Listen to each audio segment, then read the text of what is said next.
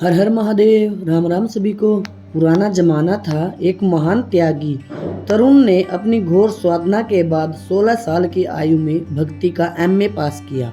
इनका नाम था उग्र तपस्वी दत्तात्रेय। उस समय अवध में राजा मूड मानदाता राज्य करते थे। वे काली माता के उपासक थे। पुजारी, उपासक और भक्त, ये तीनों मैट्रिक, बीए, एमए की तरह अलग अलग हैं। भक्त को महात्मा भी कहते हैं। एक रात सपने में राजा ने काली माता का दर्शन किया। माता ने कहा, बलिदान। माता जी के कहने का लक्ष्य था, अपने अहंकार का बलिदान कर मेरी भक्ति प्राप्त कर। परंतु राजा उस लक्ष्य पर नहीं पहुंचा। उसने जाकर निश्चय किया कि काली की मूर्ति के सामने एक आदमी का बलिदान देना चाहिए, नहीं तो राज्य का कुशल नहीं। सच है, कोई किसी का लक्ष्य नहीं देखता। राजा को भय और चिंता से रात भर नींद नहीं आई। प्रातः मंत्री को ताकीद कर दी कि राज्य भर में यह मुनादी करवा दो कि जो आदमी काली माता का बलिदान बनेगा उसके घर वालों को राजा 1 लाख रुपए देगा। इस पवित्र काम के लिए किसी नवयुवक को आगे होना चाहिए। इस नोटिस को साल भर हो गया, कोई न आया। एक दिन राजा ने फिर वही सपना देखा और सुना वही बलिदान का शब्द। अब की बार राजा ने ऐलान किया कि अगर कोई नवयुवक अपनी जान की मिथ्या लालसा नहीं छोड़ सकता तो न सही, परंतु एक मानव बलि देना राजा प्रजा के हित के लिए जरूरी नजर आ रहा है। अगर कोई किसी बूढ़े, अंधे या पागल को इस पवित्र काम के लिए राजी कर लेगा तो वह 1 लाख रुपया पुरस्कार पाएगा। दूसरे विज्ञापन को भी 1 साल हो गया।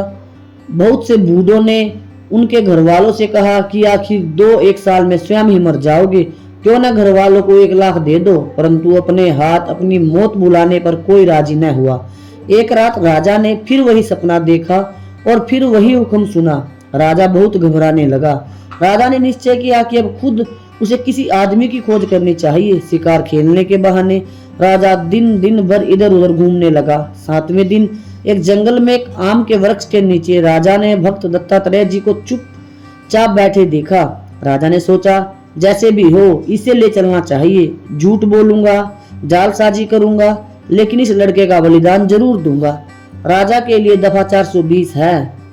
नहीं मालूम होता कि यह लड़का किसी बात पर माता पिता से रूठ कर यहाँ आ बैठा है। 50 रुपए मासिक की नौकरी का लोभ ही इसे मेरे महल तक पहुंचाने का साहस रखता है। सतयुग में भी कलयुग रहता है, कलयुग में भी सतयुग रहता है, चारों में चारों हैं। भक्त के पास राजा ने घोड़ा खड़ा कर दिया और उससे बातचीत शुरू की। राजा, तुम कहाँ रहते हो? भक्त, शिव ही सब है। राजा, मैं पूछता हूँ कि तुम किस गांव में रहते हो? भक्त, महावीर सा वीर महावीर ही है। राजा, तुम्हारा नाम क्या है? भक्त, अंतिम गुरु 2 है, एक कच्चा बाबा, एक सच्चा बाबा। राजा, मैं यह पूछता हूँ कि तुम्हारा नाम क्या है? भक्त, जो सत्य होगा वही सुंदर होगा और वही शिव होगा। राजा सोचने लगा, मैं खेत की कहता हूँ और यह खलिहान की सुनता है। मैं पटने जाता हूँ तो यह आगरा जाता है। वजह क्या है? यह खूबसूरत लड़का जो एक गरीब राजकुमारी की तरह बैठा है, अंट की संट क्यों बहकाता है? क्या सन की है? पागल तो नहीं हो गया है? भय से भेद खुलता है। राजा, तुम चोरी करके भागे हो। मैं राजा हूँ, मैंने तुमको गिरफ्तार किया। भक्त, नेम का राजा रामचंद्र, प्रेम का राजा कृष्णचंद्र। राजा, मेरे पास तुम्हारा वारंट है। भक्त, शिव ही सब है, सब ही शिव है। राजा, चुप रहो बदमाश। भक्त, माया बन रही है परमात्मा और परमात्मा बन रहा है जीवात्मा। हाय, अब कैसे कल्याण होगा? इतना कहकर वह फूट फूट कर रोने लगा। राजा ने निश्चय किया, लड़का पागल है। घोड़े से उतरकर राजा ने उस लड़के को अपने पीछे घोड़े पर बैठाकर अपनी महल की राह ली। राजधानी के बाहर पूर्व में काली माता के मंदिर पर आज भारी भीड़ हो रही है। 4 पंडित प्रातःकाल से हवन कर रहे हैं। दोपहरी के 1 बजे एक सुंदर लड़के का बलिदान होगा। लड़के, लड़की, नर नारी सभी आ रहे हैं। पुलिस सबको गोल चक्कर में बिठा रही है। पुलिस कहती थी, शोर मत करो, राजा साहब पधार रहे हैं। ठीक 12 बजे एक बंद पालकी आई। हाथ में नंगी तलवार लिए राजा साहब उतरे। हाथ पैर बंधा एक लड़का भी पालकी से उतारा गया। दोनों आकर हवन के पास काली माता के सामने खड़े हो गए। लोगों ने उन दोनों को देखा।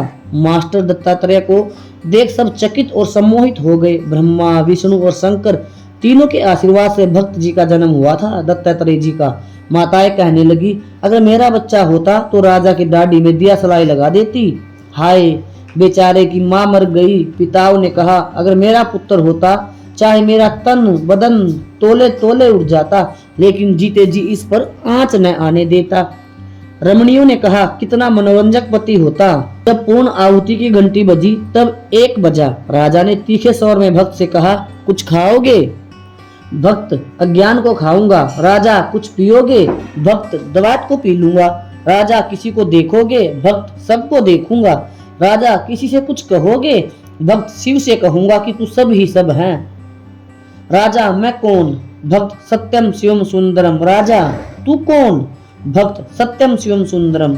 राजा, तलवार दिखलाकर यह क्या है? भक्त, सत्यम शिवम सुंदरम। राजा, काली मूर्ति के प्रति इशारा कर, वह कौन है? भक्त, सत्यम शिवम सुंदरम। राजा, तुम्हारा बलिदान दिया जाएगा। भक्त, सत्यम शिवम सुंदरम। राजा, तलवार उठाकर जय काली। पब्लिक में हाहाकार मच गया। कोई रोने लगा, कोई भागने लगा, कोई आंखें बंद करके बैठ गया, कोई चिल्लाने लगा, कोई मूर्छित हो गया और कोई राजा को गालियां देने लगा। यह क्या? राजा और भक्त के बीच स्वयं काली माता प्रकट हो गई। मारे भय के राजा की तलवार जमीन पर गिर पड़ी। देवी, क्यों मूर्ख, यह क्या कर रहा था? राजा, माता जी की आज्ञा पालन, जैसे हो उसका। यही पागल लड़का 3 साल की तलाश के बाद मिल सका है, क्षमा करो माता जी। देवी, पागल लड़का? राजा, जी हाँ। देवी, कौन है पागल? राजा, यह लड़का। देवी ने कहा, ये पागल है या तू पागल है? राजा, माता जी। देवी, परमात्मा रूपी बादशाह के ये एक शहजादे हैं, इनके बचाने के लिए मुझे बड़ी दूर से आना पड़ा। अरे मूर्ख, प्रथम यह बता कि मैंने तुझसे अहंकार का बलिदान चाहा था या किसी मेरे बच्चे को अकारण मार डालने को कहा था? राजा, समझा नहीं माता जी। देवी, और मारने के लिए मिला वह कि जिसे स्वयं मौत नहीं मार सकती। राजा, समझा नहीं माता जी। देवी, जो सबको शिव देखता है, किसकी मजाल जो उसके ऊपर हाथ उठा सके। राजा, समझा नहीं माता जी। देवी, यदि मैं न आती और तू तलवार चला देता तो यह तलवार तेरा ही मस्तक काट डालती। राजा, समझा नहीं माता जी मैं। देवी, राजा, तू नहीं पहचानता कि यही महात्मा दत्तात्रेय हैं, जिनको भगवान और जगत गुरु जैसे दो पद प्राप्त हैं। राजा, समझा नहीं माता जी मैं। देवी, इनके चरण कमल पर अपना सिर रख दो। आज से इनको अपना गुरु मानना और इनके उपदेश से जीवन का संचालन करना। राजा भक्त के चरण पकड़, क्षमा करो हे समानिधान। देवी अंतर ध्यान हो गई। अमीर को उठाकर फकीर ने छाती से लगा लिया। पहले तो प्रजा दुख के आंसू बहा रही थी, अब वह सुख के आंसू बहाने लगी। आप सभी को दत्तात्रेय जी की कथा कैसी लगी कमेंट में अवश्य बताएं। हर हर महादेव लिखे। राम राम सभी को।